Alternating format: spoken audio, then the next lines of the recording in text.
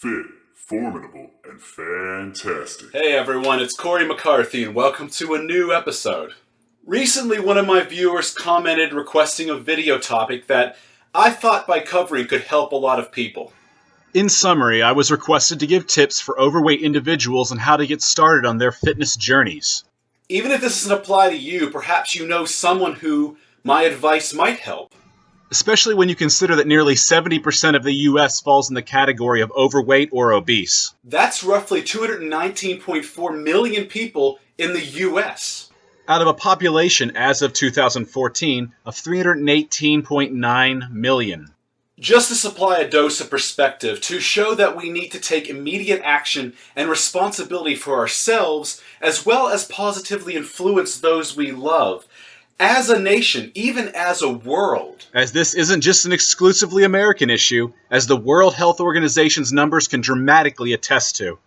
But getting back to it, I want to note something.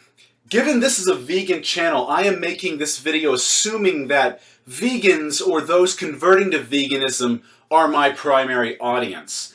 First, for a general look at a healthy diet geared towards your average person, I strongly suggest everyone check out my 80-10-10 version 2 video that I recently released. I will link that video in the description below.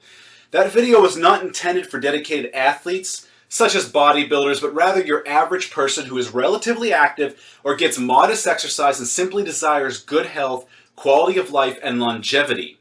I would recommend most people approach their eating based on the advice in that video. The reason I hit up diet first is because diet is considered at least 70% of the game.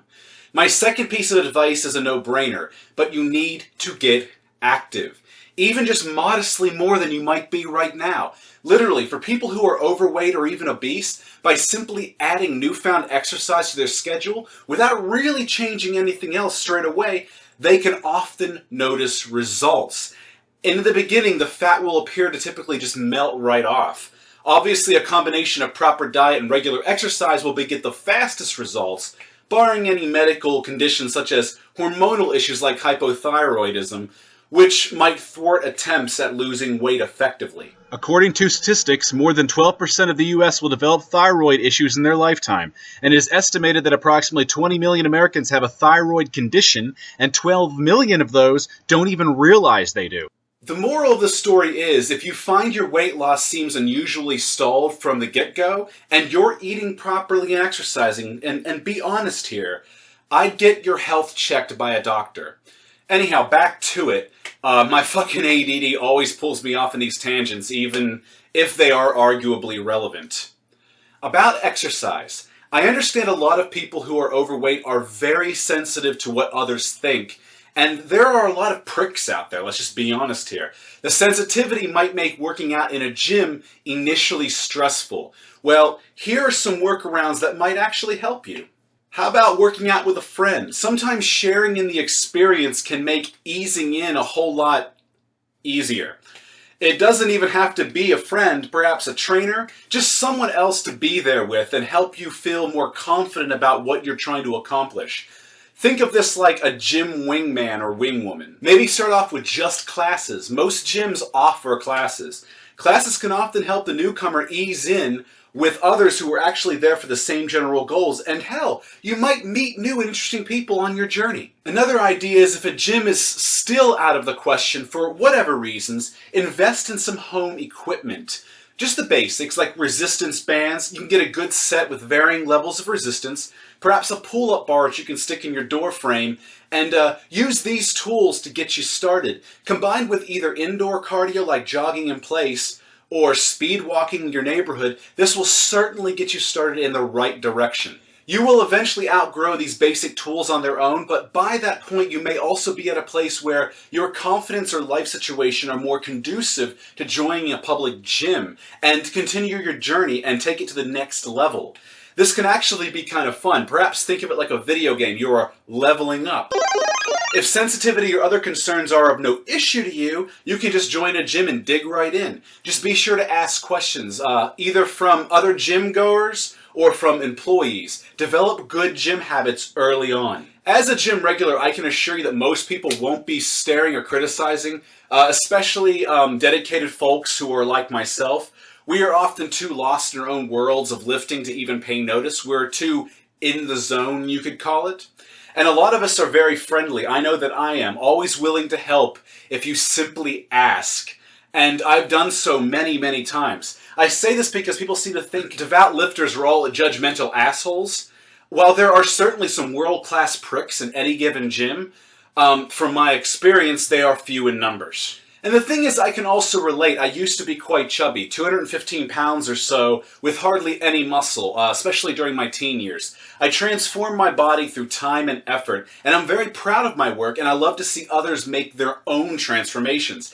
It actually excites me, and no, not in a sexual way, in case any of my viewers just had themselves a perverted chuckle at my expense. A body transformation is such an empowering thing for a person to achieve. So anyway, I recommend starting out light in workload and working up. Don't go full throttle straight away. Perhaps do some form of resistance and cardio each 3 times a week. Maybe 30 minutes of resistance-specific work followed by 30 minutes of cardio, or even on alternate days. Now, I never recommend one or the other. I recommend both resistance and cardio for a quality exercise program. Building muscle and bone density through resistance work, even in modest amounts, is arguably as important for your health as losing excess body fat, and can improve various markers of your health and quality of your life on a number of levels. Beyond just exercise and diet, ensure you stay hydrated and get plenty of quality sleep. Strive for 6 to 10 hours a night or whatever your needs are to feel amply rested. And on a final note, I'd stay away from bullshit supplements such as the majority of fat burners. Most fat-burning supplements lack solid research supporting their efficacy, and a lot of the proprietary blends are loaded with absurd amounts of stimulants, mostly so that they feel like they work. So if you have existing heart issues, perhaps given higher body fat levels, this could be disastrous for your health. And other ingredients may actually adversely react to any antidepressants or other medications you may be using. And some companies sneak in illegal, harmful, unlisted ingredients, like the recent issue with DNP being found in a Muscle Farm product. Now, I've done a previous video on the severity of DNP, which I will link in the description below if you're interested. It's just good to educate yourself. In conclusion, save your money and ultimately your health. Don't buy into flashy marketing hype delivering false promises via deception. I can assure you, you can lose weight without fat burners, regardless of what a company like Muscle Tech, for instance, would want you to believe. One last tip. Find inspiration wherever you might, be it a fitness celebrity, an actor, actress, good friend, family, coworker, even your cat. Whatever you feel your motivation waning, or if things begin to just feel daunting or overwhelming, find solace and power in whatever inspires you to persevere. We all have bad days. Just keep on soldiering forth. Look for little victories, be it a pound of fat lost here, or a pound of muscle gained there, or just fitting into some clothing you couldn't, like, say, a month previously. And set reasonable goals for yourself that landmark the road onto your ultimate goal. Sometimes focusing too long-term can actually be overwhelming, so it's a lot less daunting to focus on smaller goals at a time, without losing track, of course, of the bigger picture.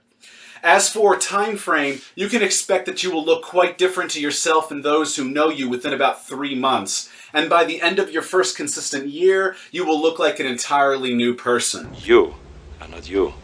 You and me. No shit. I recommend taking weekly progress photos from at least 2 different angles, and front and side, for instance, and keep the lighting and location consistent, because scales can fluctuate, and while mirrors are great, nothing beats putting photos side by side from weeks apart and noticing the differences you might have otherwise not seen. This in and of itself can be a motivational tool, very empowering. Here's an example of progress photos from a friend who followed my diet advice for a few months. Vegan too, by the way. Granted, he wasn't considerably overweight to begin with, but I am merely trying to demonstrate the importance of progress photos to show even the most nuanced differences. His goals were to lean out while at least maintaining muscle. I didn't handle his training program, just his diet strategy and what days to eat what in relation to resistance cardio or rest. On that note, I do want to mention that I am not currently taking clients for diet or training coaching.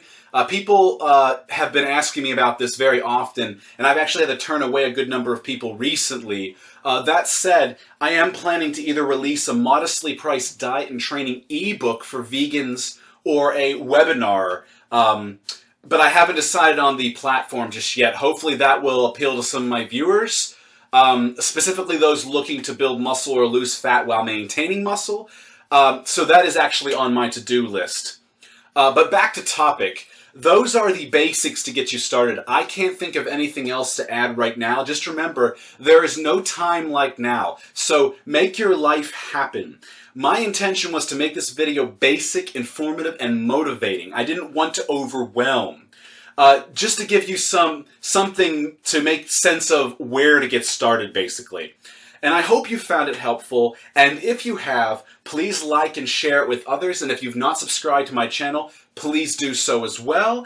And also feel free to strike up dialogue in the comments below. Perhaps share your tips and experiences. Until next time, my friends.